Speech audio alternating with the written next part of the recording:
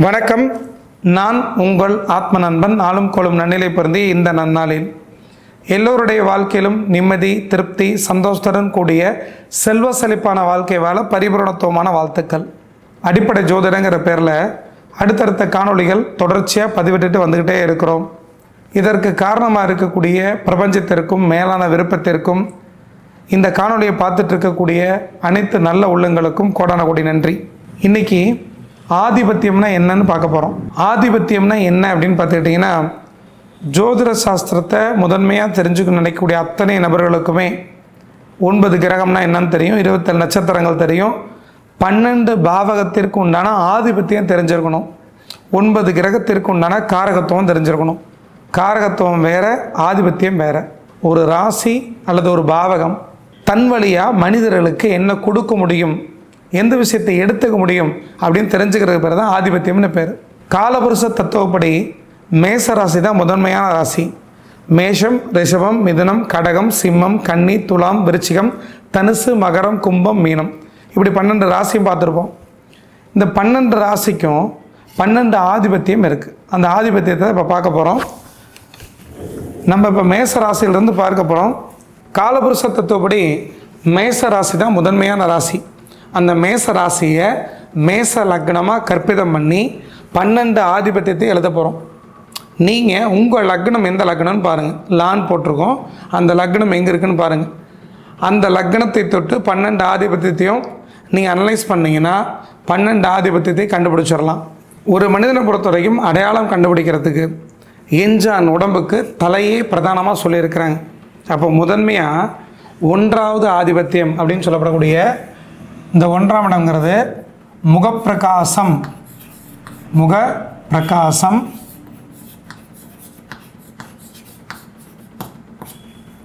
ஒரு மனிதனுடைய தோற்றம்,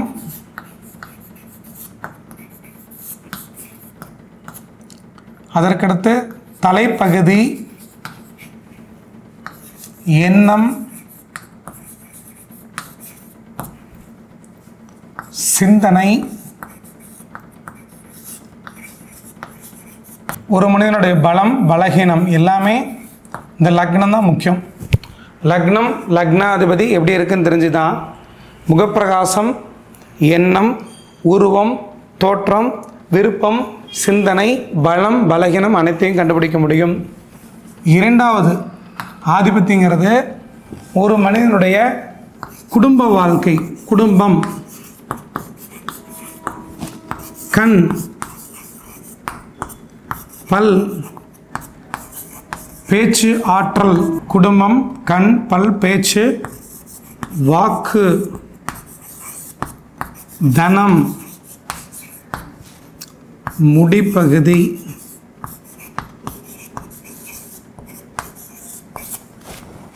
மூன்றாம் இடங்கிறது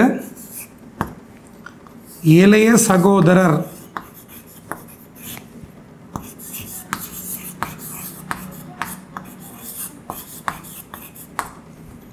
புகழ், தைரியம்,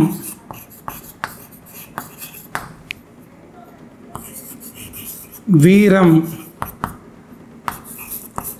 காது சார்ந்த, கழுத்து சார்ந்த பகுதி. 4வது ஆதிபத்தியங்கிறது தாய், படிப்பு, வீடு, வாகனம், தனிமனித ஒழுக்கம், கற்பு,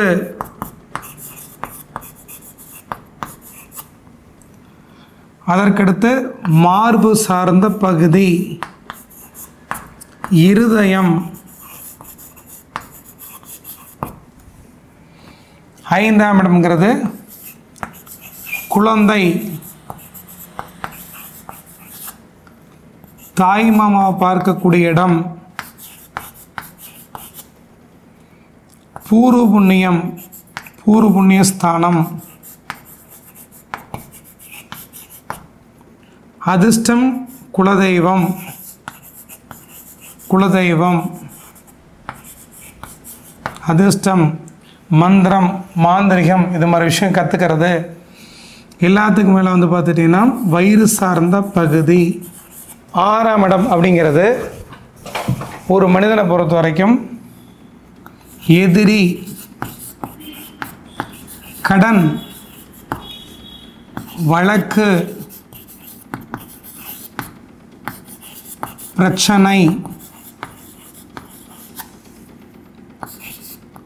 ஜெயில், மருத்துவம், வியாதி, அடிவயிறு. 7ஆம் இடம் கணவன், மனைவி, நண்பர்கள், கூட்டாளி, வாடிக்கையாளர்கள்,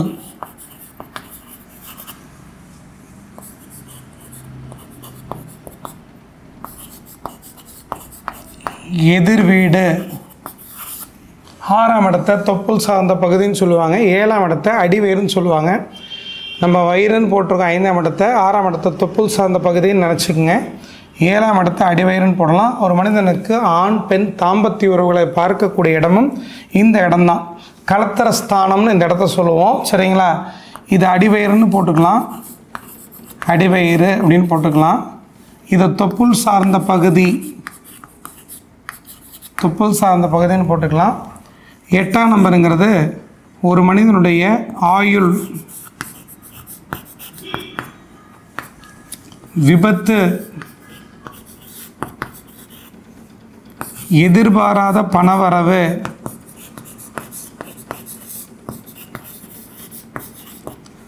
கண்டம்,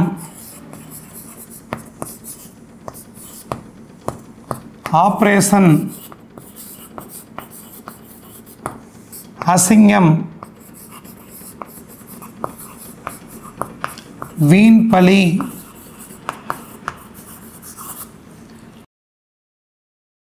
மர்ம உறுப்பு, ஆண்குறி, பெண்குறி. 9ஆம் இடம் பாக்கியம், அதிர்ஷ்டம், தந்தை ஸ்தானம், யோகம், தொலைதூர பயணம்,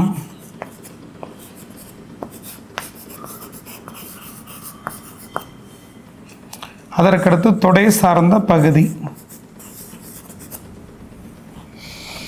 இது தர்மஸ்தானம்னு அர்த்தம். 9ஆம் இடம்.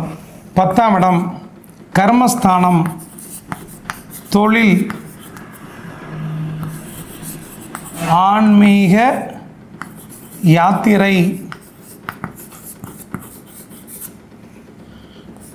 முட்டு சார்ந்த பகுதி, கர்மஸ்தானம், பட்டம், பதவி,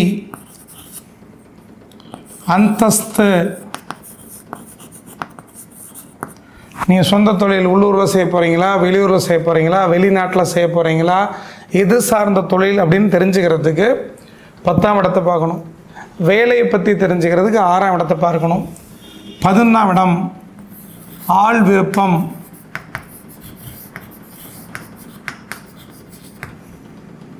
பராக்கிரமம், வெற்றி ஸ்தானம், மூத்த சகோதர ஸ்தானம்,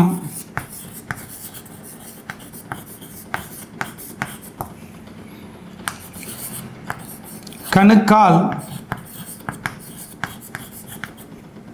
12ஆம் இடங்கிறது தாம்பத்திய நல்லுறவு, சுப மற்றும் அசுப விரயம்,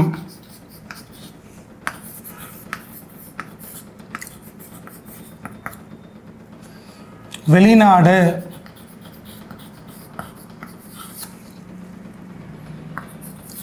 தூக்கம், இறுதி காலம்,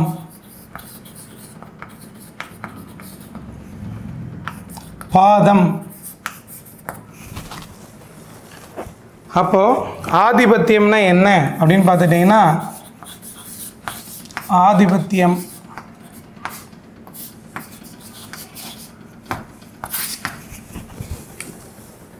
உங்கள் லக்னத்தை தொட்டு 1ஆம் இடங்கிறது முகப்பிரகாசம், ஆரோக்கியம், குணம், தோற்றம், எண்ணம், சிந்தனை, பலம், பலகீனம் எல்லாத்தையும் லக்ன பாவகம் குறிக்கும்.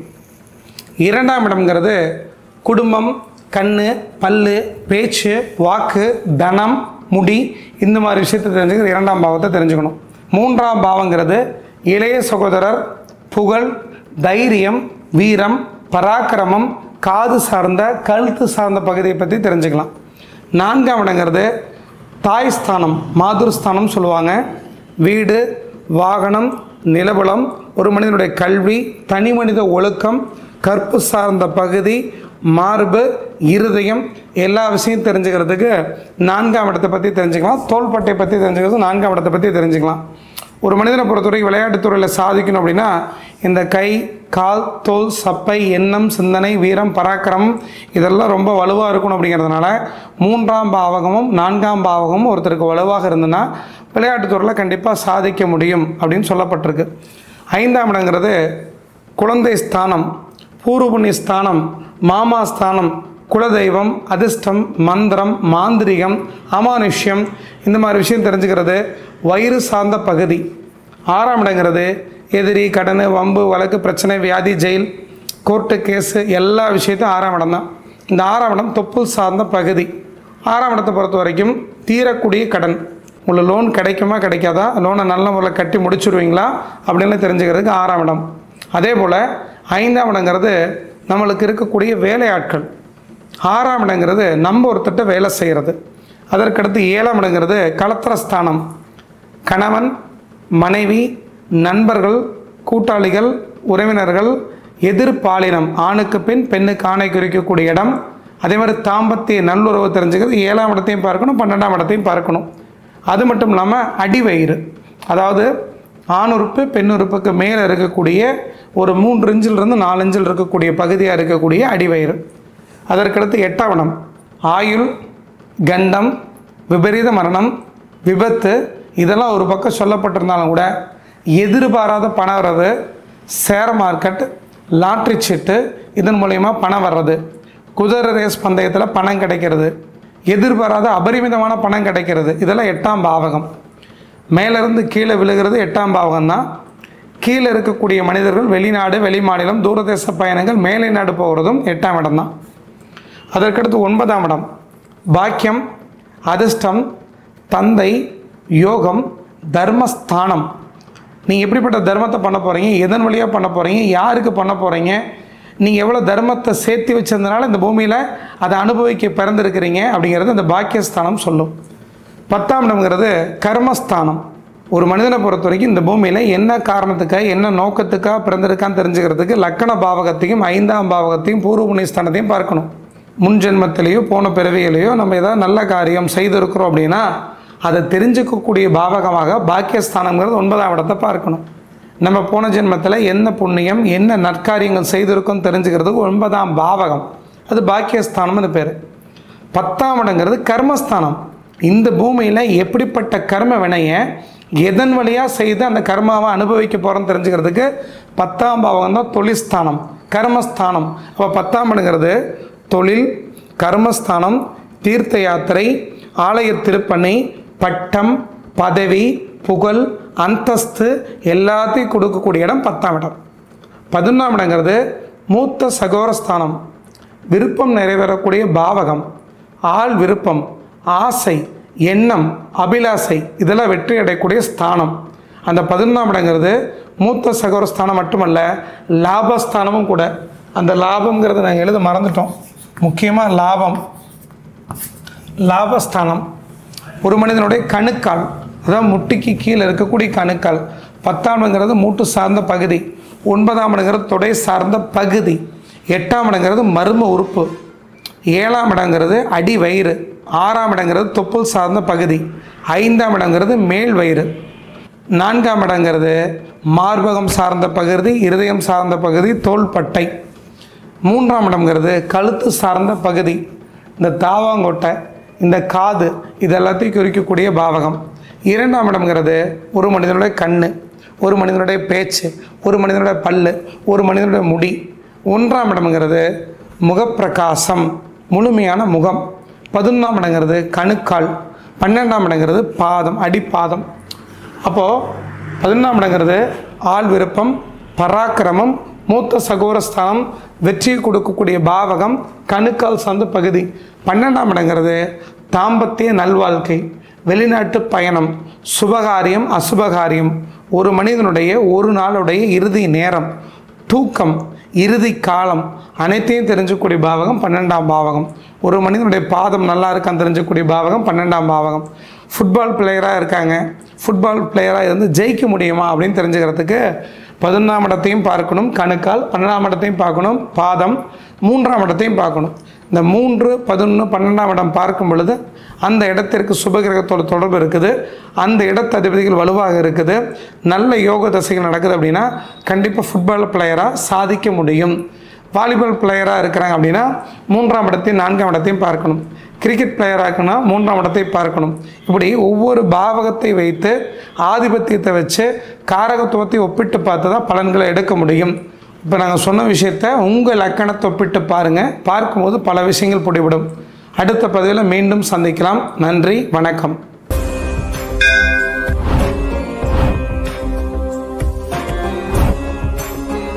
உங்கள் வாழ்க்கையில் நீங்கள் ஆசைப்பட்டது, விரும்பினது அத்தனை அடையணும்னா இந்த காணொலியை பாருங்கள். தமிழகத்தை விஜய் ஆழ்வாரான்னு தெரிஞ்சுக்கிறது இந்த காணொலியை பாருங்கள். ராகுல் காந்தியோட அடுத்த கட்ட நகர்வு என்னவாக இருக்குன்னு தெரிஞ்சுக்கிறது இந்த காணொலியை பாருங்கள். உங்கள் வாழ்க்கையில் கர்மானா என்னன்னு தெரிஞ்சுக்கிறதுக்கு இந்த காணொலியை பாருங்கள். ரொம்ப நன்றிங்க. அடுத்த பேரை சந்திக்கலாம். வணக்கம்.